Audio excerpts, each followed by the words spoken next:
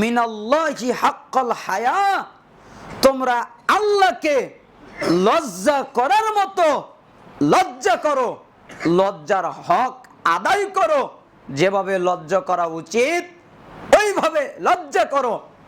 তখন সাহাবীরা বললেন, ক্বালু ইন্না নাস্তাহি মিনাল্লাহি ইয়া নবিয়াল্লাহ ওয়ালহামদুলিল্লাহ, আমরা আল্লাহকে লজ্জা করছি, হে আল্লাহ রসুল, সকল প্রশংসা আল্লাহ তাআলার জন্য। তার মানে আমরা আল্লাহকে লজ্জা করছি।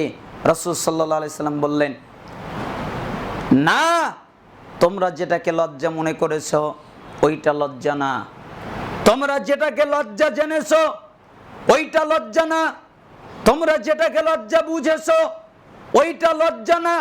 তাহলে লজ্জা কি? ফালিয়াহফাজি রা'সা মা ওয়া, লজ্জা হলো মাথা, আর মাথার সাথে যা আছে